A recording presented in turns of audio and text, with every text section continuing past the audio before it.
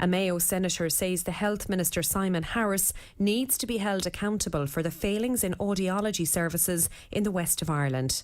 It emerged today that a further 57 families across Mayo, Roscommon and Galway have received apologies in recent weeks for failings in audiology services provided to their children. This is in addition to the serious failings in audiology services provided to another 49 children in the West under the age of 4, some of whom were left with lifelong impairments. It's understood that the additional 57 cases relate to children over the age of 4 and will now form part of a second look-back review by the HSE. However, families have not been given any indication as to how long that process will take.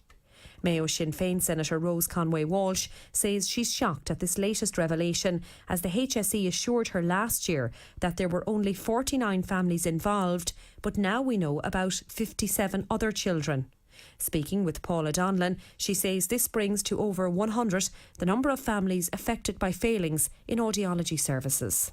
It does, Paula, and I'm absolutely shocked about this because I specifically asked the HSE. I went to meet the HSE with some of the families that were affected by this, the 49 families. And I asked them specifically, are you certain that there's no more families? Are you sure? Are you? Absolutely. They completely assured me, and I know they assured others as well, that 49 was the limit of it. And now we find out today there's an extra 60. They never mentioned anything about ages or underage or overage or anything like that. In the meantime, I had families coming to me to say, with older children, to say that I think my child might have been caught in this or whatever, and there was denial all the way.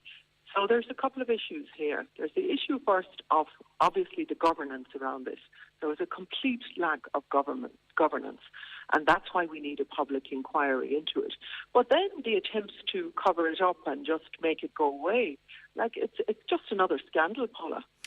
If it was one audiologist involved, and there seems to be some confusion over whether it was one or more, do we know if that person or persons have been held to account? No, they haven't been held to account because it was done on a contract basis. They haven't, but it's not just the person who carried out the tests who didn't obviously carry them out adequately. But where was the governance in this situation? So when you have anybody, you can't just have it down to one human being and one human error. There has to be checks and balances along the way, particularly when you're dealing with health issues. And this wasn't present, obviously, in this case. And that's why we need an inquiry into it. Now, some of the supports have been supplied for some of the 49 families that were affected, but there hasn't been any compensation, and there are still some that are waiting for even basic things like a medical card. That was in spite of being assured by the Minister that everybody would get medical cards and that everybody would get the support in place.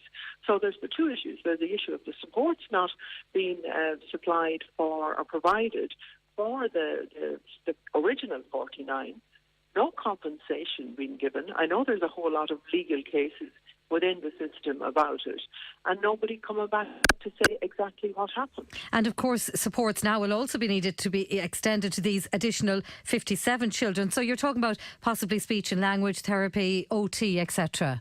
Absolutely, yes. We know that some of these children have got, profoundly deaf. So their condition has deteriorated.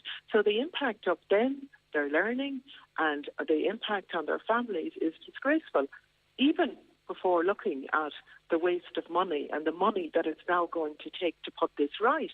It's another failure of the Minister, and I'm sorry, the buck has to stop at him. And for those who are, later on today are going to queue up and say they have confidence in him, they have to look at all of these scandals and look at where the buck stops and look at where the accountability or the lack of accountability is.